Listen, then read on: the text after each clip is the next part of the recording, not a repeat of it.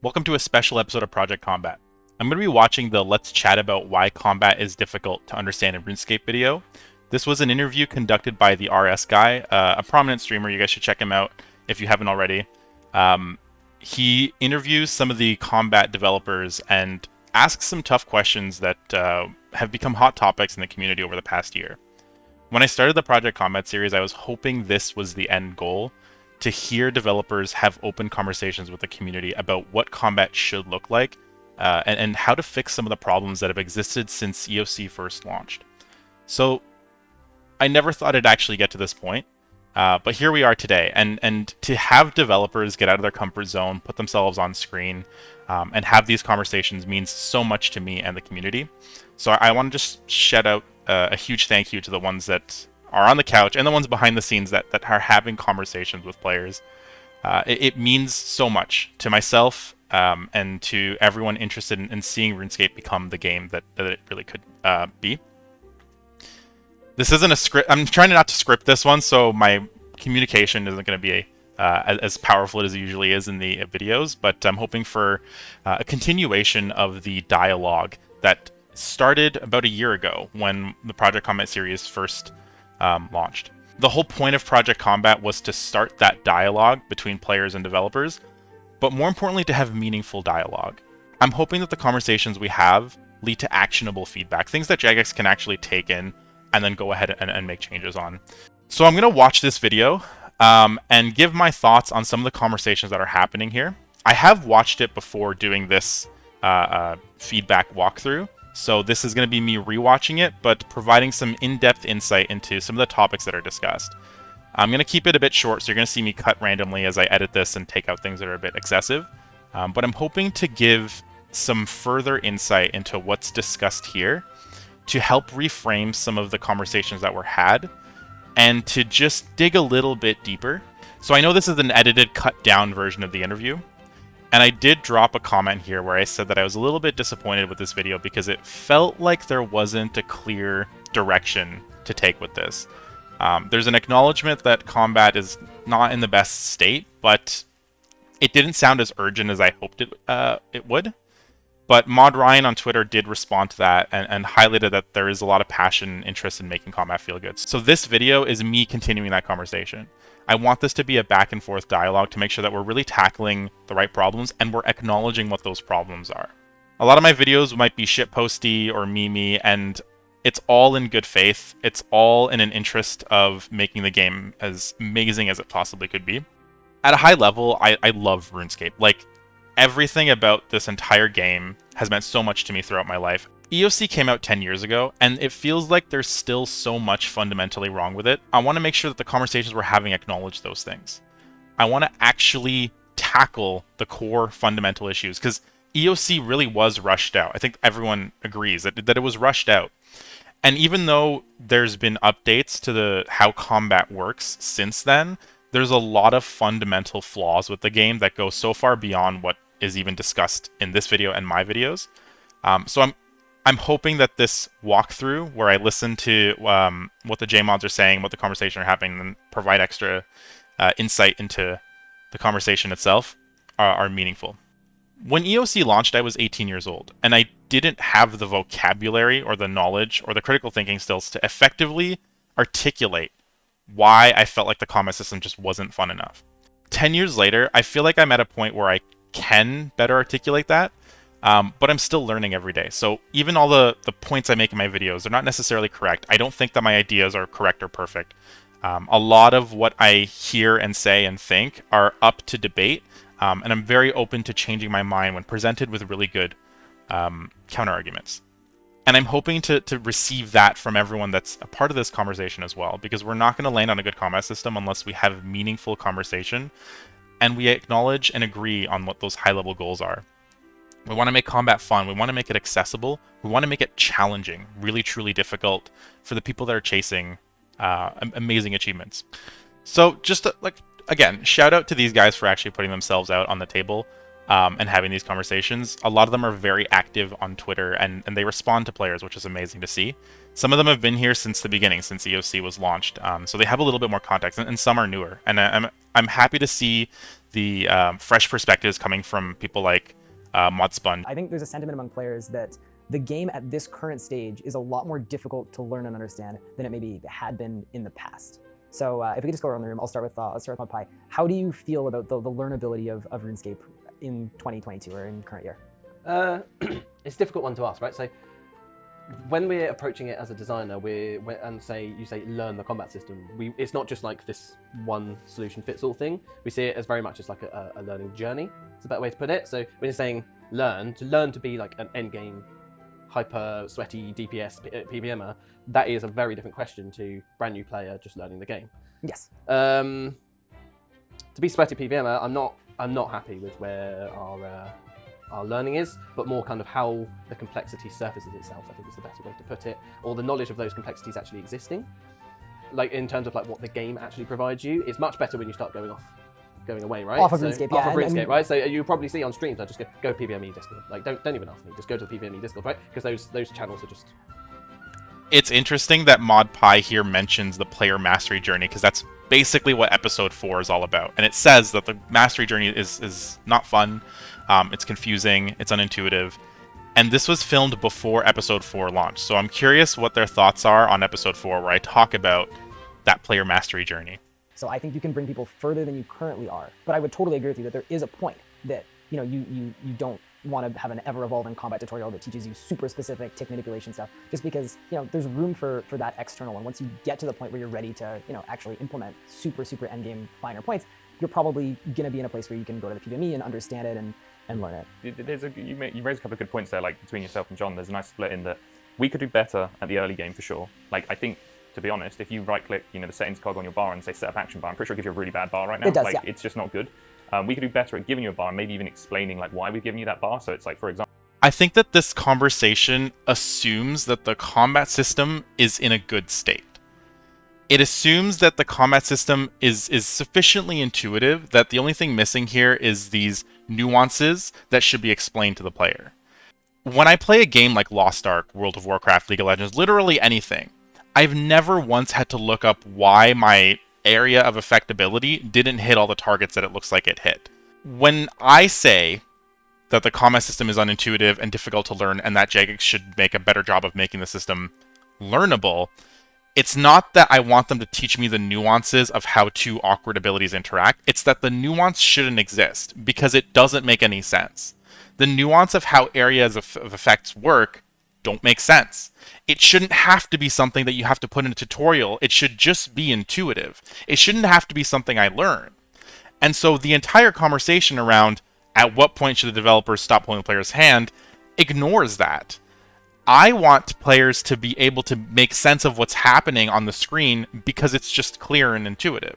And then they go into something like PvMe to understand the nuances. That's okay. It's fine to seek external sites to understand the nuances of something. The question becomes, are those nuances worth keeping in the game? And is it confusing players that are not getting the type of feedback or interaction that they're expecting when they use something like Dragon Breath and it doesn't hit 7 things in front of them? Or they're being hit by something 6 tiles away from them with a melee ability because the animation is stalled. Those are the kind of things that don't make intuitive sense, and the solution is not teaching players. So having a conversation about whether you should teach something or shouldn't teach something ignores that the combat system itself just needs to be intuitive from the start. That's not a tutorial solution. It's clearing up the visuals and creating just more intuitive experiences. again as well, like people want to get perks, right? Invention is a whole different story to consider. And when you get into perks, it's like, there are a lot of players out there, for what it's worth, who just put any perks in there, right? At a high end, that as we could do better, for sure. But I think as well, maybe we're not, it's the typical thing we have with the same problem. When experts explain stuff, you think it's obvious, but it's not. Like a new player looks at 10 abilities, 40 perks, 7 sets of gear, and they have no clue what's going on. Absolutely. Yeah. And I think I'm an editor in the PvME as well, and one of the main focus points they have, and the thing they care about the most, there's a lot of interest in the endgame stuff, but a lot of it's for, you know, educational purposes. People want to see what the top end rotations look like and how complex they are. But the majority of people in there are not endgame PvMers. They've got 60,000 members, and it's predominantly beginners, and it's people who are trying to improve. So they even have a guide. So PvME having complex guides on how to address like an endgame boss, I honestly don't think that's a problem to me. I'm okay with an endgame boss being complex and it making complicated uses of the tools that players have access to. I don't see that as a problem. I'm okay with bosses being complicated. It's that it's the weird nuances of combat. Like PvMe has a section that describes auto attacks, and it makes no sense. Not because they didn't do a good job of explaining it, but because the concept was never properly defined. Auto attacks are kind of a bug. The way they work in the game is just a result of like how the system was scripted. So it needs to have articles in PvMe that explain these weird nuances that are just a result of scripting done 10 years ago. That's my issue with PvMe. It's not the complicated boss guides being given to you in information in ways that you can't understand. It's that guides like Area of Effect, Detonate, Auto Attack exists. All of those suggest to me that the base combat system doesn't make sense. But if you, and again, going back to PvMe, God, they're going to get big heads after this, but there's channels specifically for learn this layer, then learn this layer, then Yes. learn this layer. Yeah. But that's not what a RuneScape player wants to do. No. A RuneScape player and actually, it's not how you're going to get into brute bossing either. They just won't let you in. They'll stick them on a DPS tracker and then you're like, no. But the idea of that they should learn bit by bit. The page in the PvMe they hate the most is the upgrade order one, because people want to know what's the next thing to buy, what's the next thing to buy, what's the best thing to buy, what's the most. So this isn't as relevant because it's talking more about like a progression curve in the context of the player getting stronger, and how does the player adapt to the complexities that the combat system introduces. Complexity itself is not an issue. There's tons of MMOs out there that can get hyper complicated with the overlapping systems that can be overwhelming. It's not the complexities of the system or the gear, etc. It's just the unintuitiveness of simple things that really throw me off, and I think throw and turn off so many other players. It's okay to have complex things like invention, etc., and greater ability. Like that's all fine. And I don't see it as a problem, and I don't see it as an issue for players to go into like a Discord server and go through and learn all these complexities. I think that's okay. To me, the core issue of the complexities is things that are just non-intuitive, and you're exposed to it in the early game, and you're overwhelmed in the sense that your character is doing things that don't make sense to you. And it's not because it's a complex system that has depth to it. It's because your area of effect has some true center that you don't have any reason to think that's how it works. And so when you use Dragon Breath and it doesn't hit the thing in front of you, you're just like, okay, why did that happen? People need this. People definitely want to follow a tutorialized. Yeah, I think that's one thing that we could vastly improve on, is laying out the stepping stones in the PvM journey a lot better. And I think that almost calls back to what Ryan said earlier. So when I talk about combat mastery journey, like this conversation focuses a little bit more on gear progression. I want to, and that's okay. And I think that highlighting like a more standard gear progression does make sense, because people like a kind of clear laid out path to getting stronger. Other MMOs will layer on systems on the side, so you're kind of progressing multiple things at the same time. Like Lost Ark, you're layering on a gem system, a tripod system, etc., and they're slowly introduced to the player. That's fine. RuneScape kind of dumps it all on you, and you can go down any path you want. I still think that's fine. I don't think this is that big of an issue. Like upgrading, even though people would benefit from like a more clear upgrade path, I personally don't think that that's a huge issue with the combat system right now. It's more about learning those weird nuances of the combat system that makes the complexities a problem. Like the nuances of how abilities interact because they don't really do what the tooltip says, or there's some extra caveat to them that that complicates the interactions that you can have with that ability, or just your ability order. It's not immediately clear if using ability X and then ability Y is stronger than the reverse, because the damage difference is just so different, or it's so minute, and there's just no visual feedback that tells you you're on the right track, etc. Like a player has no reason to think that having slice at the beginning of their bar is a bad idea, and that's to me an issue with the complexity of the game. I just don't think the whole gear progression is as big of a problem as the bars that are provided. It's and being maybe highlighted here. on, hey, this ability works well with this. It's not this has to be used with this. It's a suggested, basic concept stuff that would help a player that doesn't know anything about the game build a basic ability rotation that they can fall back on. Sorry, the interesting thing is when I made that system, and we made those bars, we deliberately made them rubbish. So, and they've been improved in time, but we deliberately made them rubbish, and we made them rubbish because we wanted the player to optimize themselves. We wanted the player to go, oh, if I split this, this will get better. Like handing them the keys to the kingdom immediately isn't always the best way. It just makes them lazy, and like because I could hand you the best PvM setup available, right? But you haven't learned anything. And the reason why we gave them deliberately rubbish bars was so that they would kind of go, oh, remove that. Oh, that works, because it's to kind of push them towards that learning journey. So and we've gone back and forth this privately before too. I disagree with that stance, and the I also disagree. I think that's not that great of a take, but I'll let Ryan talk. main purpose of that, I actually don't think, like, logically, I think it's totally sound that you want to get people focused on learning. I think the issue that a lot of newer players have is they can't tell if this ability moving in a different order has made a significant impact on their damage output. Whether it's tracking, whether it's analysis, whether it's intuitive, feedback within the game of, hey, this was good. This, you comboed this ability right. You got a nice sound that played. I don't think there's enough in the game that leads players to knowing what is better than everything else. I think the biggest thing we could be doing is giving the players a combat log and showing all this output. And there's a DPS the tracker in the changes. game, but It's a Rune Metrics Pro locked, I yeah. believe, and it doesn't update perfectly either. To me, a combat log or like a detailed log of like a DPS tracker, etc., that is more interesting for endgame players. I don't think a new or average player is going to interact with that meaningfully and learn things and test things. I think they're still just going to go look up the most efficient bar. So if Jagex doesn't give them the most efficient bar, they can just Google it and then put their abilities in the order, then they don't have to think about it. Something like a combat log is more valuable for someone like a theory crafter who's really trying to get that extra 2 or 3% DPS increase. But if the idea here is you want to give a player a bad bar so that they learn how to make a good bar, the assumption is that the process of learning how to make a good bar is a fun experience. Again, the player journey. And it's not. It's confusing. It just makes more sense for me to just go Google it. Like, I'm not going to spend time figuring out if Greater Concentrated Blast first and then Dragon Breath is better than the reverse.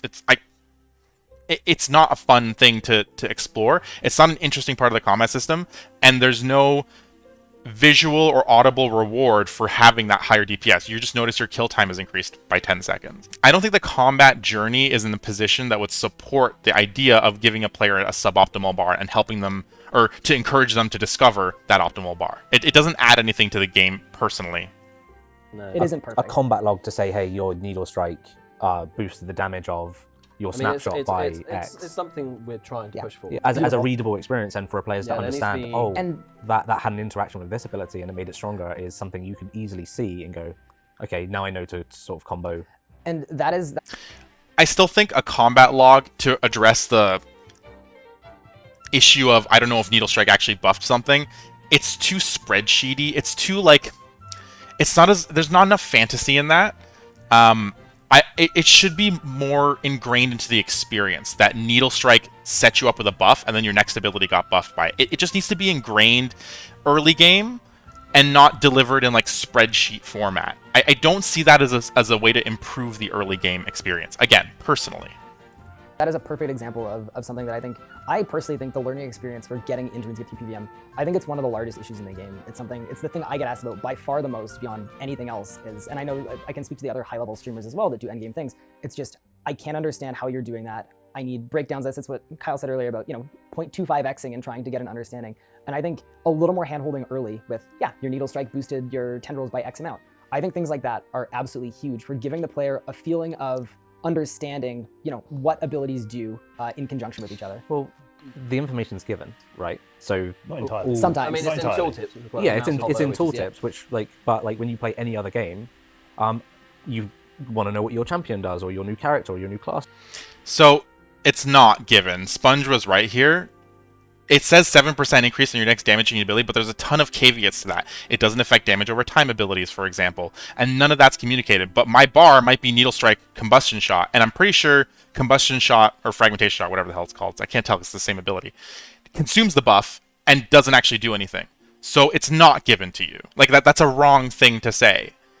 So I'm glad Sponge was able to correct him and say it's not entirely given. So the information isn't presented to the player in an intuitive way, and there's no reason for me to think that Fragmentation Shot wasn't buffed by Needle Strike. There's no reason for me to think that it wasn't. Does so you have to sort of read. There's not like a tutorial where you have an NPC talking to you saying, hey, if you use Needle Strike with X, then you get more damage. Like, I've been sitting here trying to think of games that do that. I think one of the biggest problems of RuneScape is because there's so much input. There is actually so much. The fact that you have access to 3 classes worth of abilities. Classes means attack style in this case, and you also have access to your 28 slots in your inventory, which can be filled with items that can flick on, give another effect. There's so much input, whereas you look at a lot of games now, or older games, you know, one of the most recent examples was New World. New World doesn't have a 12 slot action bar. It has 4 core abilities. League of Legends, 4 core abilities and a passive. Yeah. I actually think there are too many abilities unlocked too early. Yeah. Or I say early. So he raises an interesting point because he's right, but then the reason games like New World, League of Legends, Lost Ark, etc. limit how many abilities a player has is because it's chaotic to have access to a ton of abilities. Now that does work in some games like Final Fantasy and World of Warcraft, where you do have a ton of abilities, but each of those abilities feels a little bit more meaningful. Whereas in RuneScape, it feels like you have 7 to 8 abilities in the early game that all just deal damage in a non-interesting way. You have things like Dragon Breath, Chain, Combust, Impact, etc. that are given to you early game, and they have effects like this is an AoE, this is a stun, but they're just part of your damage rotation, and it doesn't matter if you're stunning a single target that's maybe stun immune. So you end up with all these abilities that are really just deal damage, and it's not that interesting. A game like League of Legends is going to give you 4 abilities, but each of those abilities does something very meaningful and very different, and it feels like a high action input. It feels like a very meaningful input. And so that's why the trend of games is going down the path of less inputs, but more meaningful inputs. And RuneScape's not doing that. So it's interesting that it's being acknowledged, and let's hear what Mod Ryan has to say about too many abilities too early. Depends on what you class as early. Like 70 levels in our game nowadays is quick, and to be honest, I actually don't know the levels off the top of my head, but for example, the amount of times I see people have bars, they're in single combat and they're using like ricochet, like normal ricochet, or they're using piercing shot all the time, but piercing shot, correct me if I'm wrong, is irrelevant unless you're binding shot, really. Like, I mean, for part. damage-wise, yes, Yeah, it would be. You'd be better off needle striking or something else, Yes. or Tuskers Rat, you know, and I think that, of course, Tuskers needs to be unlocked, but I think that at its core, we give you obviously like basics, we give you not literally basic abilities, like we give you, I can think of a better word, Weak simple basics, abilities. yeah. We give you like stuns, roots, we give you some channeled abilities, we give you bleed. AoE abilities, a bleed, yeah. And I think that maybe we need less because it's at a high end that you start like, it's only recently, you know, like Deadshot became more relevant because of the cape, which we purposely did, or Brad did.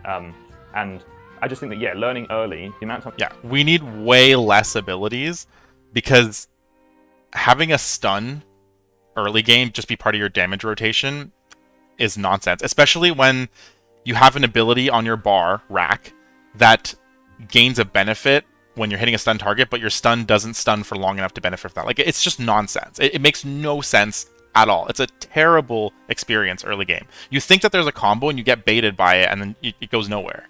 It just makes no sense as an early game experience. Someone says, hey, I'm struggling, and they show you a bar, and they're fragging, not walking. They're ricocheting, single target. It's not great at ricochet, so it's, you know, and they don't know any better, and we don't help them understand that. Like, Sponge is Brad Sponge. Yeah, you can do it. Has spoke a lot about. You want to talk about keywording? Like this is. I was going to go on to this. So when Carl brought up, "I will give you the information," we don't. You look at something like Dismember. It says, "Oh, I do 18 to 94% damage." That doesn't mean anything because it's not doing that. Because it's not doing the same damage as a slice would do. Yeah. Because it's not applying buffs. It's not applying on hits. Yeah. We don't give you that information. Can I just say, Absolutely. I love Sponge. I think he gets it so much, and his passion is clear. That's not to say everyone on the table is obviously passionate, but Sponge just brings this like very real approach to like the flaws with the game, and I love that so much. He's not afraid to say, yes, this makes no sense, this sucks, let's make it better. And I praise him so much for that. Yeah, a big thing I want to do is keyword all the tooltips. So that like if I go and Dismember, it says bleed. I can hover bleed. It says, okay, what's this? Oh, it doesn't apply buffs. Oh, it doesn't apply on hit effects.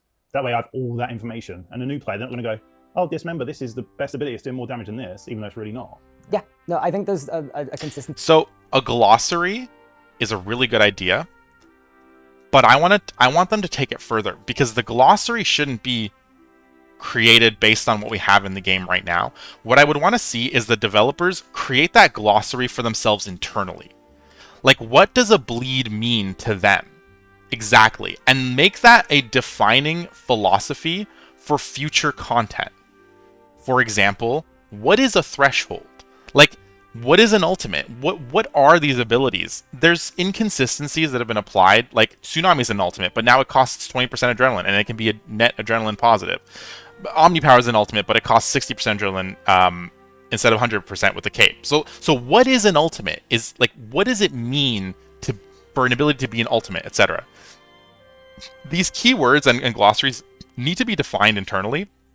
And I actually think if they go ahead and define a lot of these things for themselves, when they release future content, they can go off their own definitions to make sure that there's some more consistency in the game and that there's some sort of level of cohesion with the design of combat rewards that are added to the game. So I love the idea of a glossary, but maybe they already have it, but a more internalized glossary that properly defines everything about the combat system, I think would just improve cohesion. So I love that it's being suggested. I want to see it applied even. I want to see it applied internally. Again, maybe they're already working on that. I know that Mod Jack is doing a phenomenal job of connecting with the community and recognizing that a lot of these high-level design philosophies weren't properly defined when EOC was launched. So much of what the initial vision for EOC got kind of wiped away because Jagex was bleeding players. They kind of just rushed in and fixed things to make it a little better, but that means that initial ideas were kind of thrown to the side and we ended up with this like slop of compromise to make the game a little bit more appealing to people that had left. But that means that we're left with very poorly defined systems. A glossary is the first step to that, but I would want to see the whole combat system kind of properly defined, and maybe that means changing things because there's inconsistencies across the game. It's the issue where certain things work with other things and in such a complex way that, yeah, it isn't easily communicatable, but because it's not there, you can actually lead people astray. And to your point, you can lead people into doing suboptimal things that they think are optimal based on the information given to them. And I think that's a problem too. No, I do agree with that, and we have discussed it at length, like having a glossary and keywording. A lot of other games have they have a very clear set of terms that when you read it, you know that it is doing what it's doing. We do need to become a little bit more consistent with. Brad might make one reward that goes through the combat system, whereas I might make one reward that bypasses the combat system to just do damage, but we would call it... You look at something like a greater barge bleed and a bleed, they are completely different. Yes.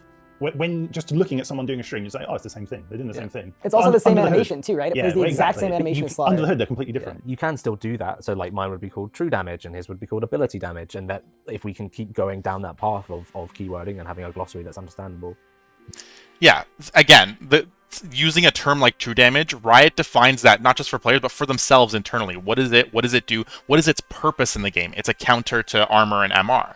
Like, it's very clearly defined so that even its use cases, like, when do we add true damage to a champion's kit? It's when they specifically want that champion to work in a way that bypasses armor and magic resist. So it's not just for players. It really is also for developers so that they can more consistently create rewards and use reward spaces consistently.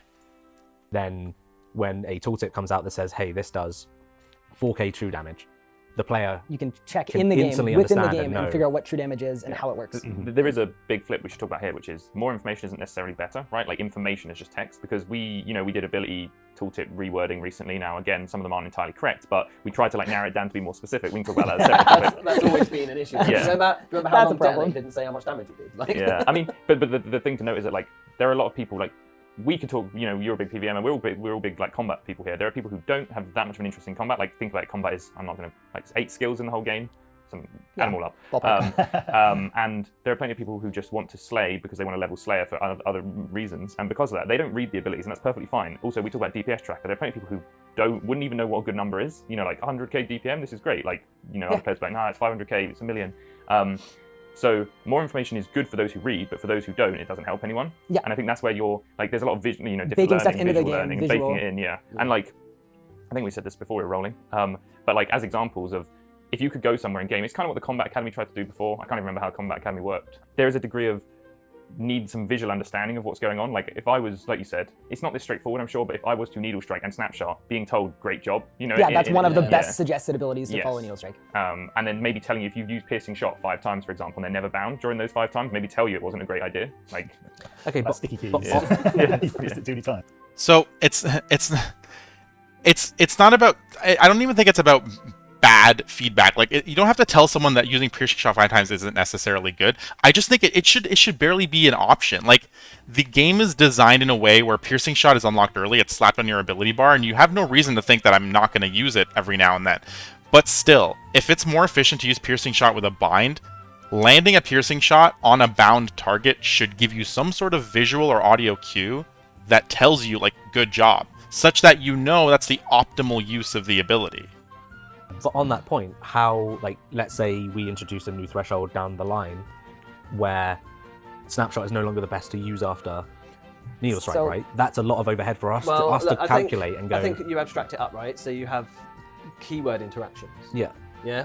But for us to say, hey, oh, great job. I mean, I guess you could Yeah. say You're not saying this you is just the do best a thing, threshold it's just- after doing Snapshot. That's It's okay. just you want to use a strong hitting ability after Snapshot. Yeah. It does get really complicated though and subjective, because what you said about piercing shot, if you care about raw damage, you know, it depends on what you're caring about. And in that moment, needle striking, for example, ricochet, greater ricochet versus needle striking. So I think the point got missed. This isn't about giving the player the, like, use X ability after Y ability. It's just, you just want some audio and visual feedback that highlights a good combo. Something that just tells the player, like, you did a good, you just want to high five the player when they've done something good. It's simple. Like, it can be just a simple little audio cue that shows you that, like a satisfying audio cue. Tendrils versus needle strike and snapshot. We could just say, oh, you did a damaging ability next, and it is not one of the worst damaging abilities, therefore Yeah, tell you it's you okay. didn't fall into a trap. Yeah, Thumbs but yeah, there is an argument of we would fall into the same problem we have with action bars, in that we give you action bars, and you as a player look at them and go, well, they're trash now, and that's because the game's evolved and we haven't updated them to include all the upgraded abilities and stuff. So I would want the game to be sufficiently intuitive such that they don't have to constantly be updating you to tell you, use X ability after Y ability, good job. It should just be baked into the system. That you, like Brian said, using a high damaging ability after Needle Strike makes sense. And in general, it's okay if Snapshot is 2% less efficient than a new threshold that gets launched out. That's fine.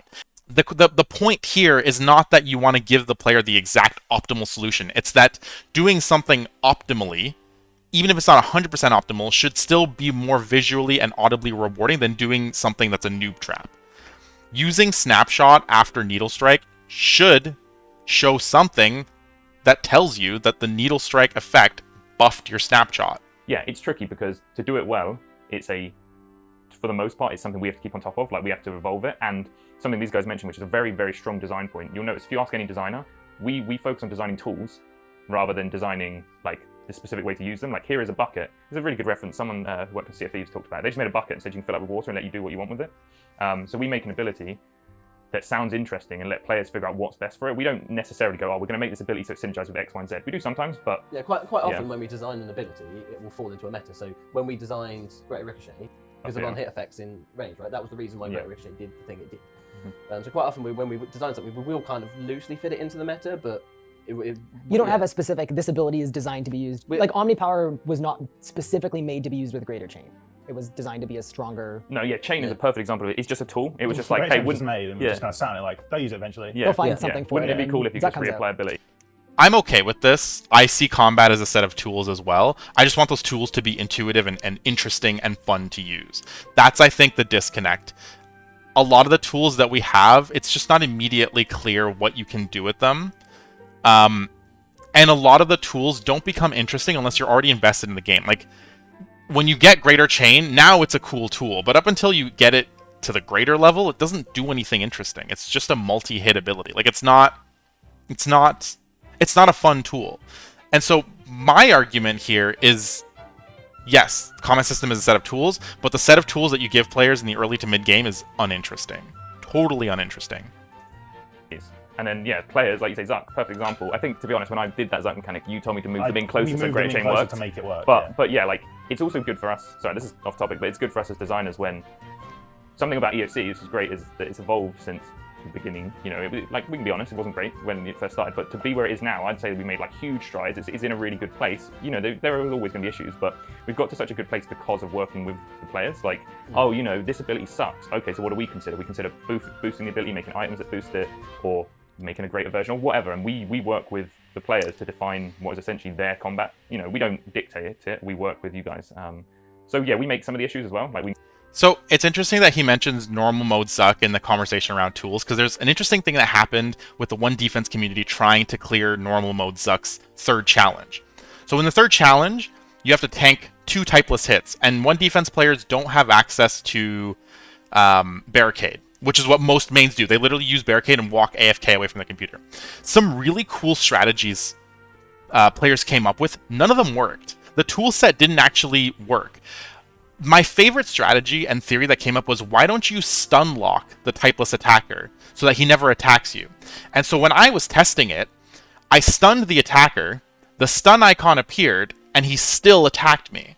So it's almost like normal mode Zuck is a good example of them not even meeting this design requirement that they set forth for themselves, because it would have been cool if stun locking everything was an option that players had, but it was forced in a way where all you had as an option was to tank it, and players had such an easy option of using barricade. The one defense community ended up having to use a death touch start to kill the typeless attacker, which is stupid, but there's this missed opportunity here to allow players to actually use the tool set to do cool things, and to me that's a bit disappointing. So I like the higher level design philosophy of give players tools to work with and let them figure out how to work it.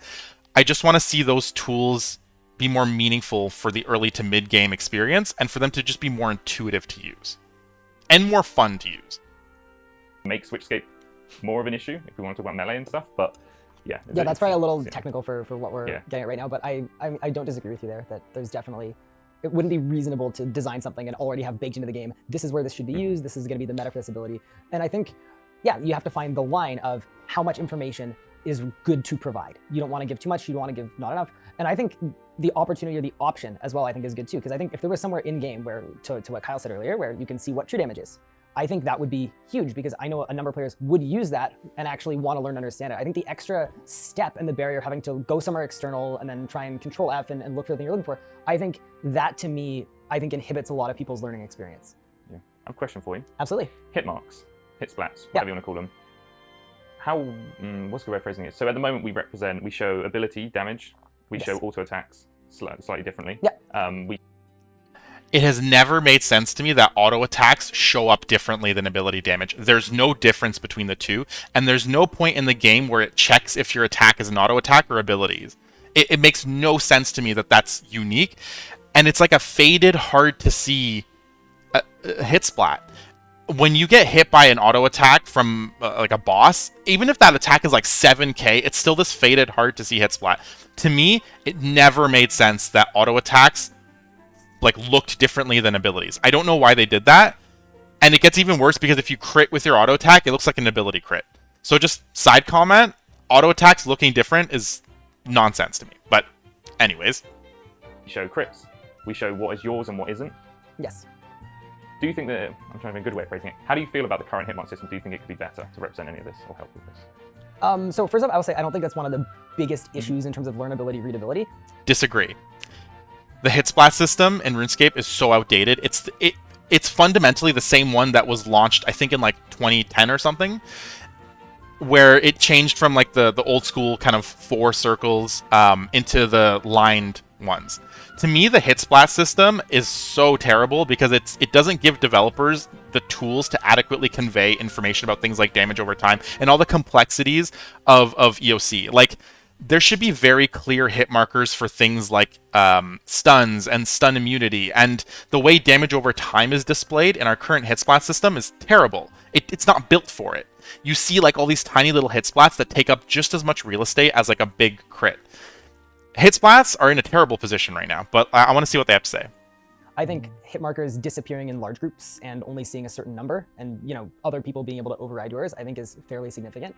Do I think if Bleeds had a different hit marker, it would be easier to tell? Oh, here's a good example.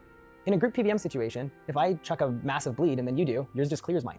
And that's not listed anywhere, to my knowledge. That's a really huge one that leads players into falling into a trap. And I think if that bleed was displayed differently, if hit spots were a little more Spoken about redesigning bleeds how many times over the years? It's not necessarily it's essentially a fix to something to a tech limitation. to a tech limitation, when, right? But we've got Greater Barge. Yeah. That tech limitation isn't there. We can't even argue. Yeah. Like back on the point of hitmark, I think hitmarks are so crucial to games.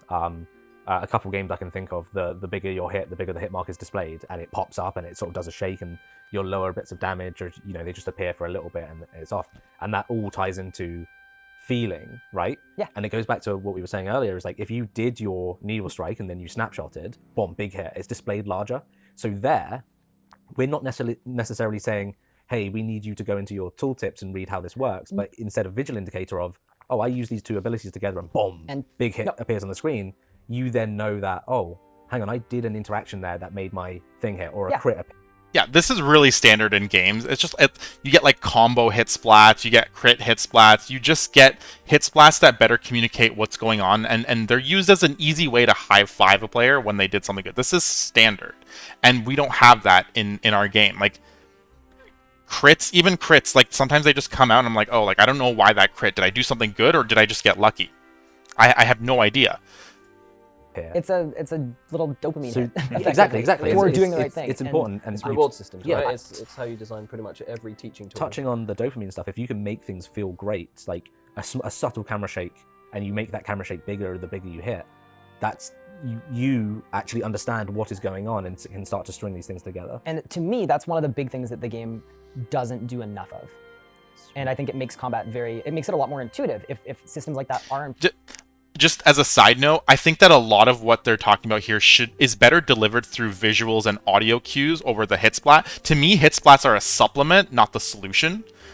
Like, I would rather it just be displayed on my character so that I feel powerful. Like, the player fantasy is what's delivering the dopamine, and the hit splat is just like cherry on top. It shouldn't be the sole source of that information or that feedback, personally. place, or even, if you make the needle strike bonus damage a separate hit.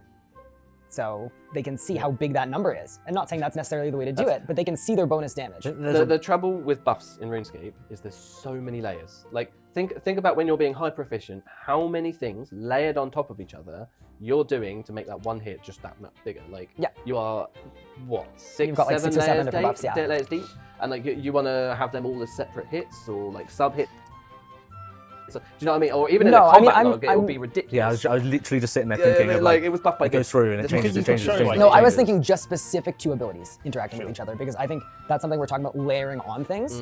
I think that's the base layer, is abilities themselves, raw abilities. You're not messing with special attacks, you're not messing with tick manipulation, you're not messing with switchscape. It's just raw abilities that interact with each other in a positive way. Yeah, no, ability is a good starting point because, yeah, just thinking about it, you've obviously got prayers, and then...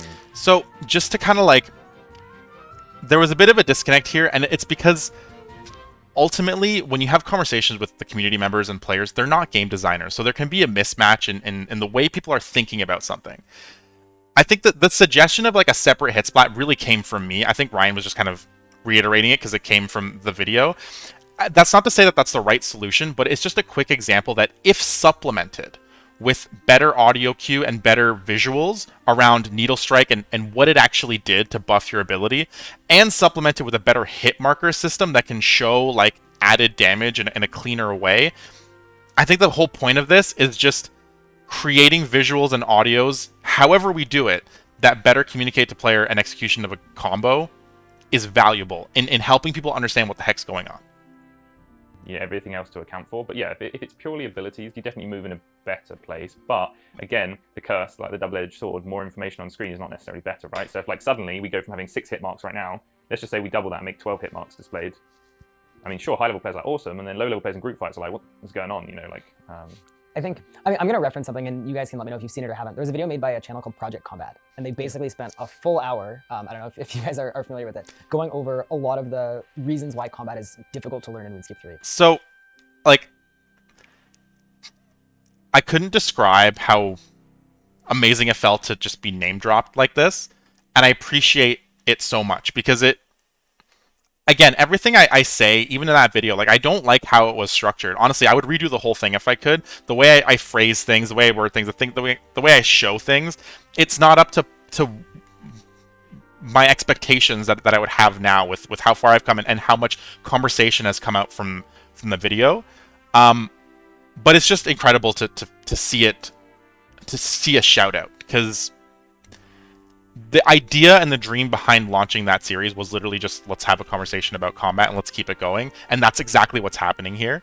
But again, even that video is not at a point where I'm happy with that. If I could redo the whole thing, I would. And it's a fantastic video. And a lot of it outlines a lot of the inconsistencies and a lot of the interactions that aren't intuitive or aren't properly, communicated within the game. And I think one of the major, gripes with that, it's even stuff like audio design and sounds, where certain things hit 4 times and you hear 3 sounds, but once we have those, it is the interactions. When you use Wild Magic, Wild Magic is arguably the best looking ability and feel ability in the game. It feels powerful. Now, if that is, let's say there's an ability that combos with, and you do that, and a camera shake happens, or a bigger camera shake happens, or a spot anim happens on the opposing NPC to show that an interaction is taking place, that is a visual aid that I can start learning about, and from there, where do I take it? So, I memed the hell out of this comment, and I'll talk about that in a little bit, but at a high level, yes, a lot of the game's problems are rooted in just, it doesn't visually or audibly communicate what's going on. And if you address that in a perfect way, you would improve the combat system really meaningfully. But I don't think it's worth the dev time to go through and fix it without actually addressing some of the core combat issues that exist, because it is so much more than just the visual and the audio. There's so much about just combat itself and the flaws in how it was designed and the unnecessary complexities of abilities that need to be addressed at the same time as improving the visuals, like things like combat diversity and the complexities of switching and the bloat of abilities, and whether like auto attacks, like how do they work. I think so much of what needs to be addressed is rooted in the visuals, but again, it'd be more valuable if you created visuals and audio cues that went in tandem with improvements to the combat system, because just improving visuals is not enough. It's a really good first step, but you're going to end up with a ton of tech debt because you're going to have to redo all the animation improvements you made, because now you're realizing that the combat system itself needs help. You may not have seen it, but I created like a shitpost on the subreddit calling out the comments saying that Wild Magic looks and feels powerful.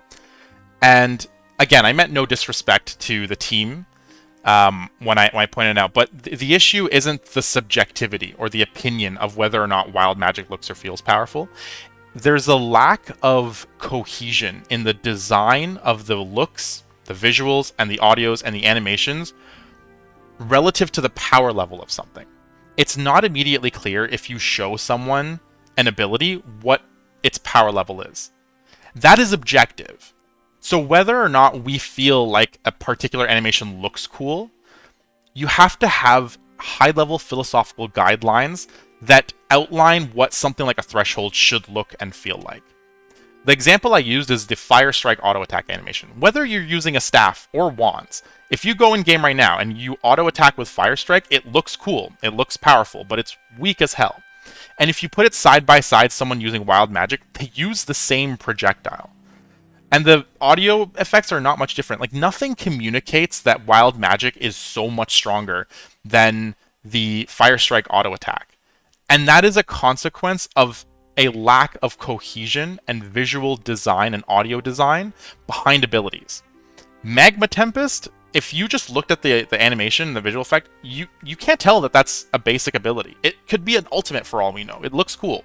The charge up animation, despite it being a reused animation, looks cool. Even something like Omnipower, it's not immediately clear that that's an ultimate, because when you compare it to ultimates in other games, there's really powerful sound effects and really impactful visuals that go alongside it, but RuneScape doesn't deliver on that enough. Like even Sunshine, it's a yellow circle that appears, and it just sits there. And it's like the background noise sounds like someone's peeing. Like it doesn't sell this power fantasy. I'm going to get into this a lot more, but I wanted to really emphasize that we have to acknowledge that the visual and audio design of the game has no cohesion. Wild Magic objectively should not be using a Fire Strike projectile. It would be cool if maybe it started off as a Fire Strike projectile and as you leveled up magic, maybe it got stronger. It's trivial to fix Wild Magic, but there still needs to be higher level work way beyond Wild Magic that properly addresses what an ability looks and feels like. What is a basic ability? What is a threshold? What is an ultimate? What do they look and feel like? Are ultimates sufficiently powerful moments for a player? There's so much about how the game looks and feels that just doesn't communicate to the player whether or not they're in a state of power and whether or not they actually did something strong. Then read the ability. Oh, what happened there? Yeah. Read the ability and then go from there. That's a much better way to do it. Certainly, when we've made our combat tutorials in the past, like so, a good example is Combat Academy, right? So when I made Combat Academy, I had an awful lot of things to teach, like a lot of basics to teach, and at no point did we ever want to throw a player out of wall of text.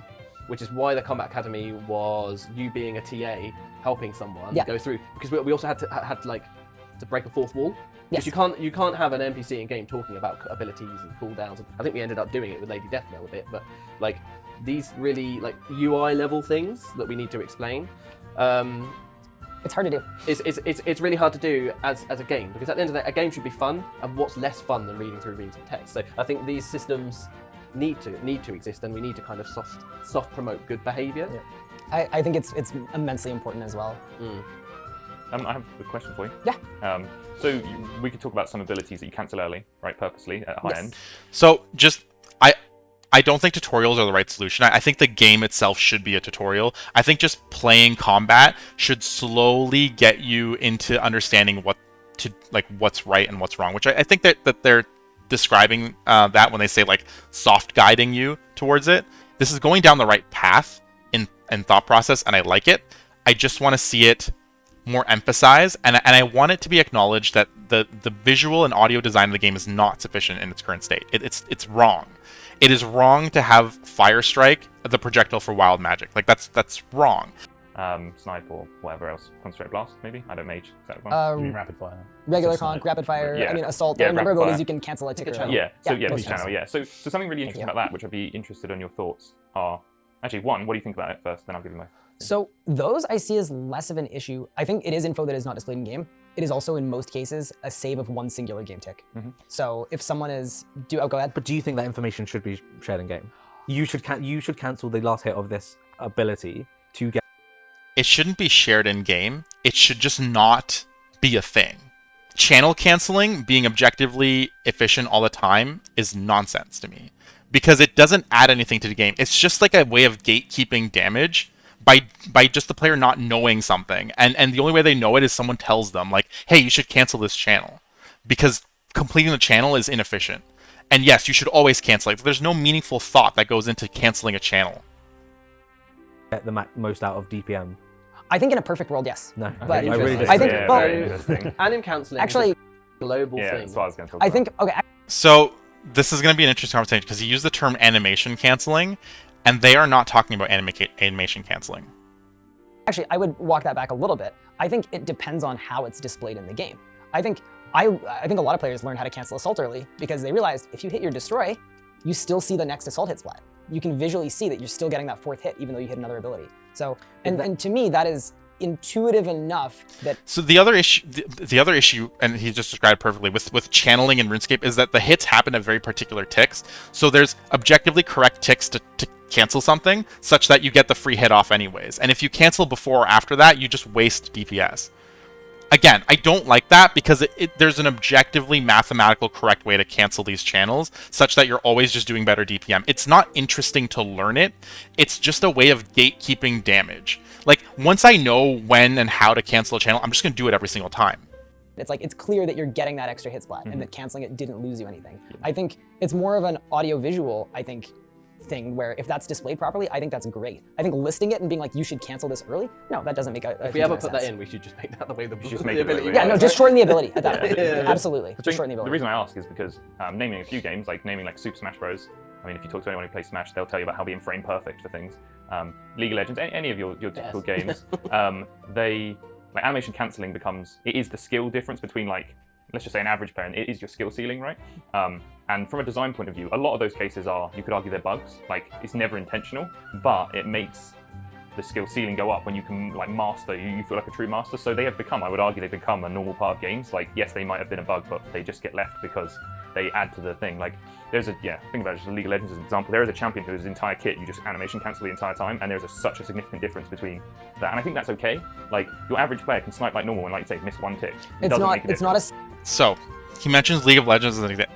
For context, I'm an ex-challenger League of Legends player. Right now, I'm Grandmaster. I've played it for 10 plus years. I've played it at the top of the ladder.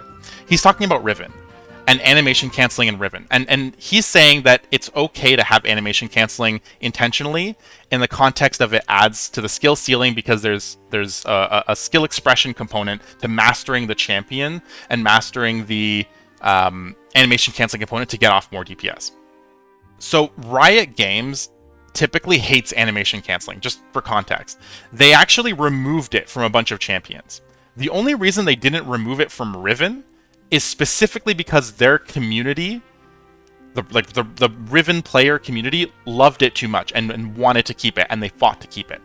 And Riot Games, even though they actually hate animation canceling, they kept it for Riven because it was on one champion. A champion that players already defined as very high skill. This comparison to League is wrong for a few reasons. Riven is just one champion. You can ignore Riven and never play Riven and never have to interact with animation canceling whatsoever.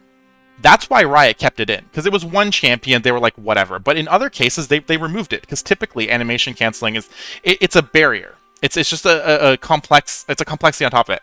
It's okay in some cases. Riven is an exception. They kept it, it's fine. Because players have other champions to pick from, it makes it less of a big deal. But in RuneScape, you're either canceling or you're inefficient. There's no, like, alternative to it. So it's not a good comparison for that first reason. The second reason it's not a good comparison is that Riven is actually animation canceling. And Mod Pi mentioned it too, animation canceling. What we're talking about here is not animation canceling. We are talking about channel canceling. Animation canceling has you inputting a very specific input to cancel your existing animation that lets you input another input, lets you make another input after, because you canceled your animation. In the context of Riven, when you use an ability, her animation lasts 0.6 seconds.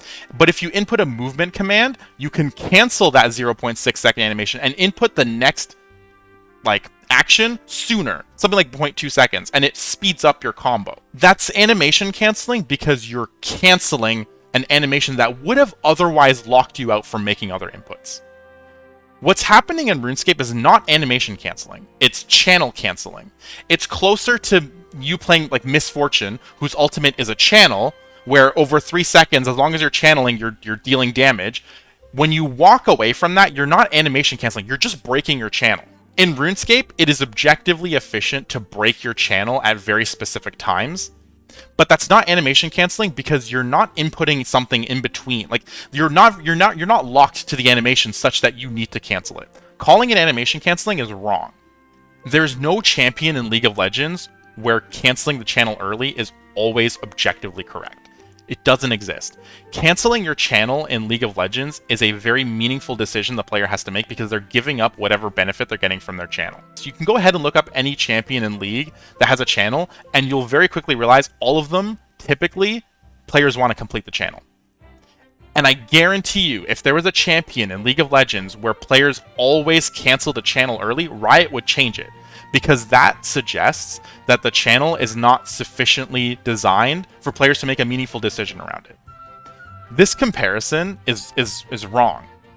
It doesn't properly deliver on like a counter argument for me because it's not animation canceling. There's no channels in League that you want to cancel early unless you're making the meaningful decision to give up the channel.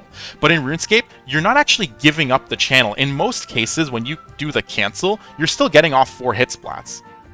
Or it's objectively better to cancel it early because you still get off 2 or 3 hit splats at the right time, and then you gain adrenaline. So it's not about the meaningful decisions around canceling your channels that it is in League. This is not a good comparison. For me, the early canceling of channels is just a way of gatekeeping DPS, and it doesn't have a place in the game. If canceling channels was a meaningful decision moment to moment, like sometimes when you're using Greater Concentrated Blast, you decide to move because you're like, damn it, I need to move, I'm in a bad position. That's fine, because the player gives up the damage that they're dealing. But this channel canceling that they're talking about is just a way of optimized DPS, and to me, it adds nothing to the game. Significant enough buff that it's like this has to be communicated. I think for the little things that give you a percent here, a percent there, I think that's fine to be a part of the skill ceiling. I think it's just getting the player closer to that. See, I don't see it as like a skill ceiling thing. I just see it as like a gate-kept knowledge. It's like if there was a hidden mechanic where if you clicked the boss every 5 seconds, you got a 5% damage buff. And you could say, yeah, it's skill ceiling. You're clicking on the boss every 5 seconds, but that just doesn't add anything to game. It's just a way of gatekeeping damage behind like a meaningless input that you memorize, and I don't like that. I honestly think channel canceling is makes, and there's different ways to solve it. For example, maybe if during a channel, let's say I'm channeling, I don't know, Fury. maybe the adrenaline gain is given to you throughout the channel, so that if you do choose to cancel it, you're giving up something other than just the final hit splat, which would have gone off anyways if you used it at the right time. There's different ways to make canceling a channel a more meaningful input and a decision by the player, rather than what it is currently, which is just an objectively correct way of getting out your next ability faster. And on the topic of animation canceling, the closest thing we have to animation canceling in RuneScape is it's not channel canceling, it's actually something like 2-tick teaks in old school RuneScape. So in old school RuneScape, if you, and I think there's some cases of this in RuneScape, if you are chopping logs, you can perform another input like, I don't know, like crushing an herb or something, and that cancels your animation of chopping logs such that your next log chop input resets your timer. That's animation canceling, not this. So I'm disappointed that there was so much time spent talking about animation canceling when that's not what this is. And we're making a comparison that's incorrect for like a number of reasons. Is where the most kind of work needs to be done. If I can switch gears ever so slightly to the display of information on gear, weapons, armor, that is another thing that I think is quite problematic, because let's stray, but in the last few years, there's been the amount of people, I mean, if you look at combat, it's not abilities. Yeah, it's normalized, ability damage is normalized around rate 4. So Yeah. 4 ticks. Yeah, That's no, fastest. fair point. There's there was- doesn't matter right now. Yeah. It might as well be removed. Yeah, Right now. I think it should just say ability damage Yeah. as well. There's a different route there where I think we should have auto attacks do more and actually have them mean something. There's not much to say here. It's really just about how tooltips suck, and I think that that's been driven home. I don't know why it hasn't been fixed yet. No idea. But that's just, it's such an easy, like, quick win. Like, please show ability damage or whatever. The auto attack damage makes no sense. Speed makes no sense. Sponge is absolutely correct here. But I think Something they that get it. will There's go nothing for me valid. to really comment on this. Especially okay, I'm using Earth spells against something, I'm doing more damage now. Does everything have a base level of damage reduction? And then you actually just brings that down? I think we should look into something more like that, because the current system is just unenjoyable, I think. Yeah, if only we had something If only we had something. on our internal documentation. Cut that bit, cut that bit. Well, we'll fix it in post. We'll fix it in post. Yeah. In relation to, we're talking about all these things that So just hit chance in general. I think everyone's on the same page with it. What we really need to do is properly define what the purpose of accuracy is in our combat system. Like, what does it do? Does it gatekeep content? Is it like a gear check? Whatever it is. I think if they properly define that and then build an accuracy system around that, that feels less punishing. That we're in good hands. So I'm not too stressed about that. I think they're going to go down the right path. probably aren't good enough with regard to teaching PvM, or could be improved, or maybe should be improved. I think a follow-up question there that might be tough to answer is there any kind of plan to look at this, as it's it clearly is an issue. Combat learnability overall, intuitive, baking more things into the game, helping new players learn the combat system, because it's clear just based on this discussion, it's a problem and it's important. I think officially there's nothing written into the schedule, but it's always something that we are wanting to improve you would and like are to do. pushing for. It's just fitting it into the schedule, right? Because there's a whole game we need to look after. It's not just this. And I think like plenty of other places in the game, they want to attack these sorts of issues. So we're all pushing for it, right? Constantly. I mean, you've got people like Sponge who are doing like the keyword glossary stuff Yeah, in and his then spare you've got- time, and I'm super interested in hit marks and You've got myself pushing it on the engine side to improve our hitmark system, because it's just the tool set just isn't Yeah. good. Like, Yeah, he's saying exactly what I said earlier. I just think that the hit splat system, it's not the right tool set for them. They need as developers to be able to thrive. But there's also inconsistencies like the way certain hit splats are used. The shield hit splat, there's a hit splat with like a little shield and it's like blue. On Raksha, if you're seeing the hit splat for shield, it's because you're damaging a shield.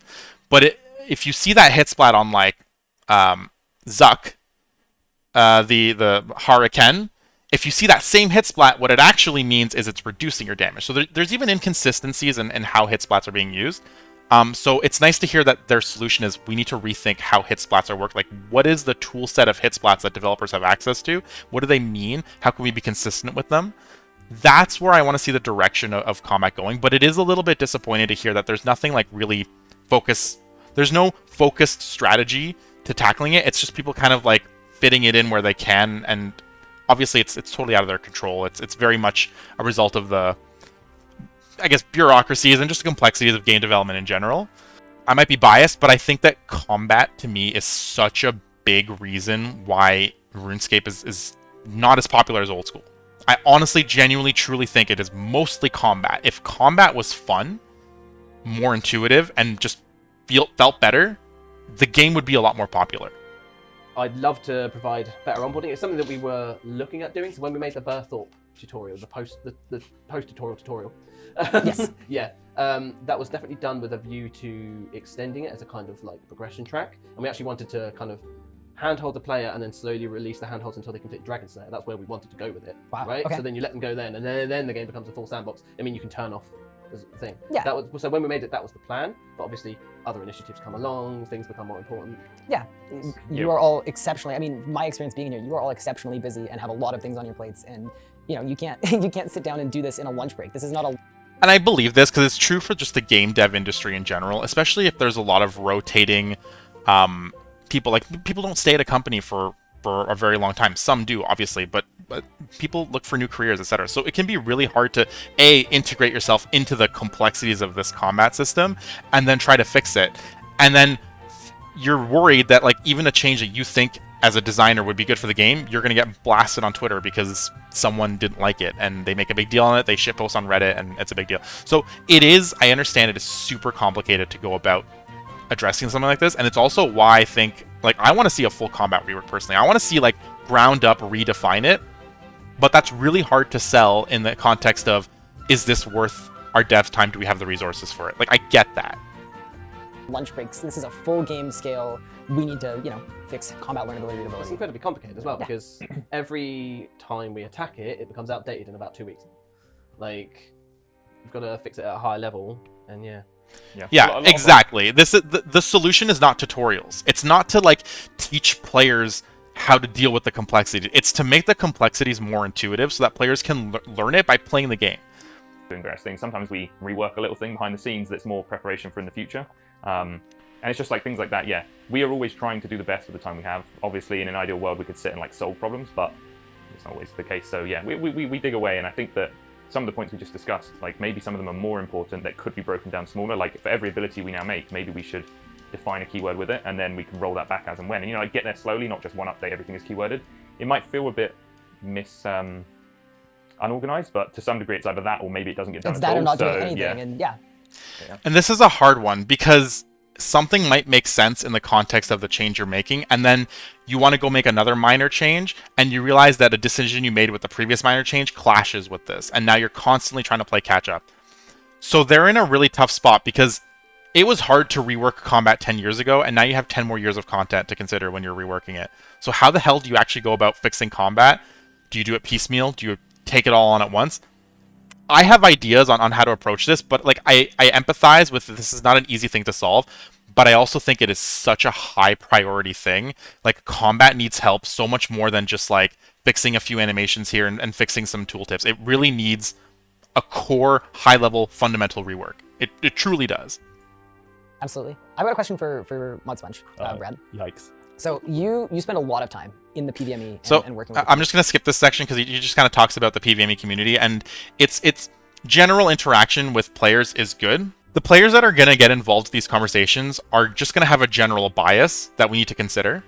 And there's so much average player experience that doesn't get considered when things are made or when things are changed. And I think that actually highlights why so much of the game feels blah for the average player, because they're not really giving you clear feedback. They're not saying, oh, you should go and change this ability because it sucks to use. They're going to say, I don't know how combat works. I don't know what's going on, and I'm just not going to play.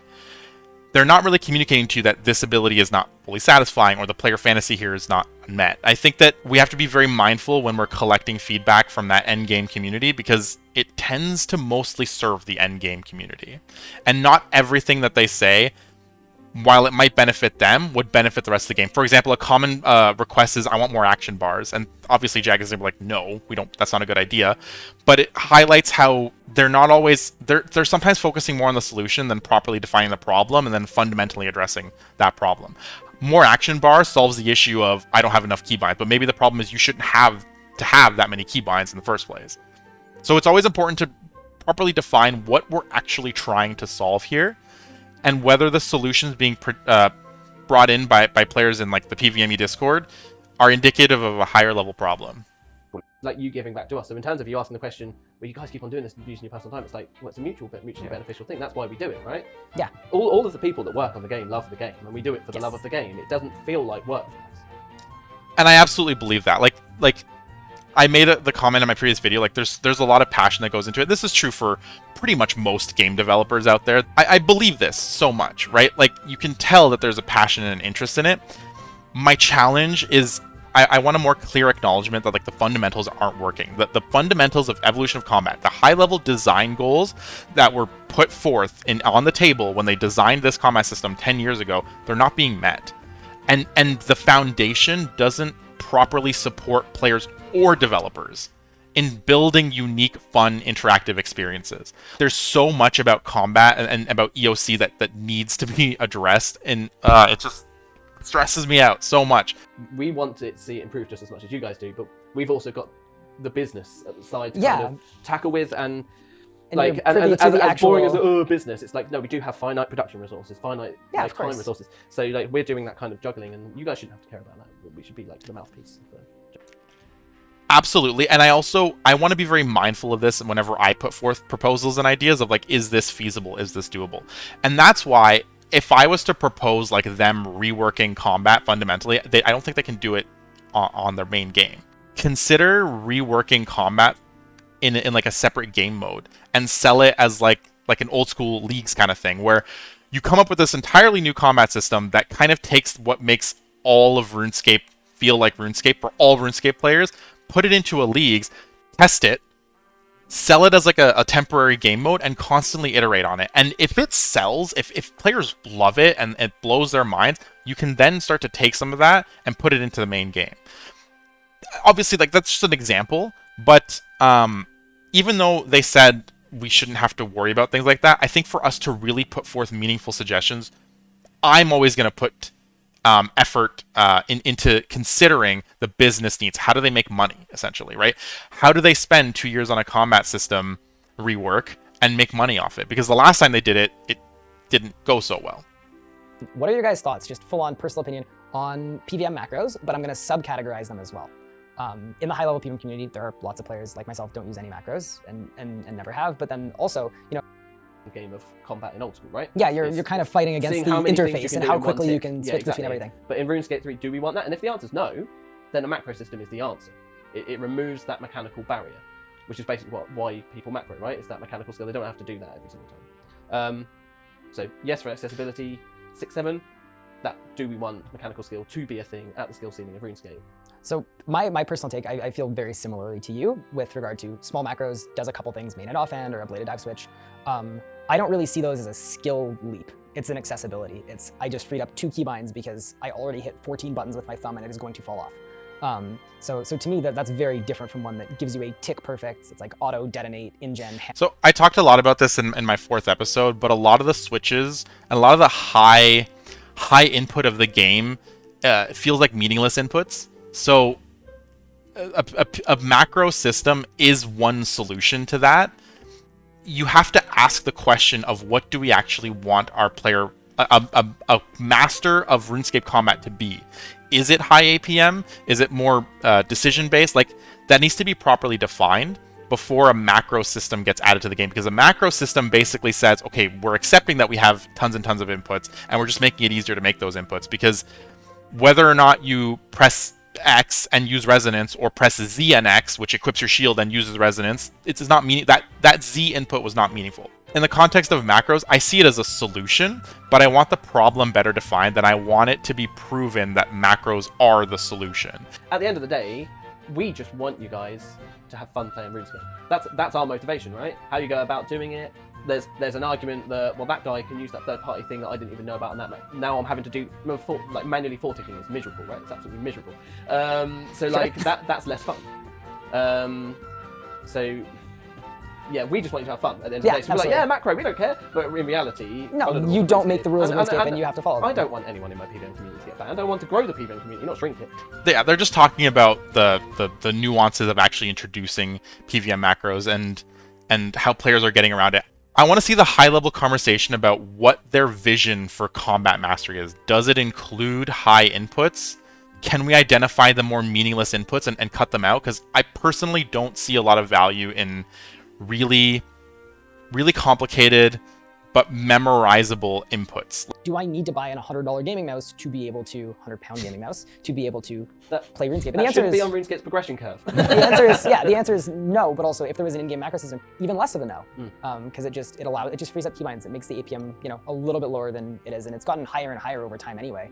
Yeah, I mean, there is, again, like on our previous conversation, there is middle grounds. Like, we could make a full-blown macro system, which, if you're familiar with other games, they allow you to like properly write out what it is that you want to do. Yes. Or we could, for argument's sake, make an ability. Let's just say it's called dual wield swap, and you can assign 2 weapons to it. So when you upgrade from Ascensions to Blightbound, you have to change your assignment. Yep. Otherwise, it's going to like we can do. Can I just say I absolutely hate their go-to of creating like basic abilities to act as like functions in the game. Like we have like a quiver swap ability. Like I don't like it. I think it looks weird to me, and they're categorized in really weird ways. Like maybe if you categorize them all not as abilities but as like, I don't know, supplemental actions or something like that would make a little bit more sense. However they go about it, I'm okay as long as a lot of the meaningless inputs are taken out of the game and we kind of lean more towards let's make meaningful inputs. If we're asking the player to have really high APM, each of those actions should feel meaningful, and that'll make players feel less frustrated if they have to keybind a lot of things, for example. The fact that Greater Concentrated Blast is always available to me, as long as I'm willing to press 3 keybinds, main hand, offhand, and then ability in one tick, is nonsense. Why doesn't it just automatically equip my dual-wield weapons when I try to use Greater Concentrated Blast? Like, there has to be a higher level conversation around what they actually want players to do before introducing a macro system that then supports something that's not properly defined. Because what if they go and introduce a macro system and then some time down the line we realize that that's not the way we want players to go? Did it add value? Did it do something meaningful to the game? So anyways, point being, yeah, we have to have a high level conversation about those meaningless inputs and then what's the actual solution. Small versions of those things if we want to. Maybe that's, it's either that or do nothing for a few years, for argument's sake. Yeah. Maybe that is what we should do. And I'm mostly in agreement with all the points. I think that it is on our mind when we're designing stuff, because when we are making new abilities, we have to say, well, that's another ability they want to keybind, therefore now where are they putting it? Because of those things. So like, I was trying to think about a good example before, but if you think about tendrils, there's 4 of them. Mage tendrils? All of them. So you've mage, range, and melee, right? Let's just say hybriding was a massive thing in RuneScape nowadays. Yes. I mean, it actually is kind of a high level, right? But if we didn't have action bar swapping, that would be 3 abilities you'd have to put on your bar, when in reality it could have just been called tendrils, and the moment you equip a magic weapon, it turns into the magic one. Like, there's things like that we can look at. Yeah, so that's a bit off. That was a great example of just minimizing like what players have access to. That said, it can get kind of confusing as well. Maybe you don't need like a tendrils for all 3 combat system styles. Maybe they should be meaningfully different, right? Like, why do 3 separate unique combat styles all have a tendrils-based ability? That to me has always sounded like more magic. But again, it's the result of not having a properly defined player fantasy for each of the combat styles. Magic does this, range does this, melee does this. They have abilities that are just carbon copies of each other because the play style wasn't defined. Now, towards endgame, they've started to move towards certain themes, like Magic's the crit style, which I don't personally like, but I think that this is a consequence of a lack of combat diversity. And again, it always comes back to the lack of a high-level definition of things. And a lot of that stems from just EOC wasn't properly defining things. The logic of EOC at the time was we want them to be equal, we want them to be the same, and then that shifted over time. But because the fundamental wasn't addressed, we just kind of added things on top. You ended up with things like tendrils, which don't do enough to differentiate the combat styles, even if those abilities function slightly differently. It's the thematic behind it that I want to see diversified, as well as the gameplay. Top of your point, No, but like there is a that's middle kinda true. ground, like things we could try to do to mitigate, to make things more accessible. Because yeah, I'm the same. I never dual wield swap, never did, because I just didn't want to deal with the 2 extra keybinds. I think part of the reason a lot of people macro too, it's almost like a FOMO thing, where if you feel like the person next to you has an advantage over you, it feels bad. Or, and I know a lot of people have like, and this is something we didn't even touch on that maybe we should touch on briefly. I honestly think the only reason people macro is because those inputs feel so meaningless that they're just not interesting to do. Like, it just makes no sense for me to fat finger QW because I'm always going to press them at the same time. That input being nonsense will make people want to just use a macro. Because other games won't make you make as many meaningless inputs. Obviously, there are some that are focused on high APM, but like if you compare it to like Lost Ark, League of Legends, etc., either your inputs are more meaningful such that it's okay that you're pressing all your keys and you have really high APM, because maybe when you press your Q ability, you picked a direction for it.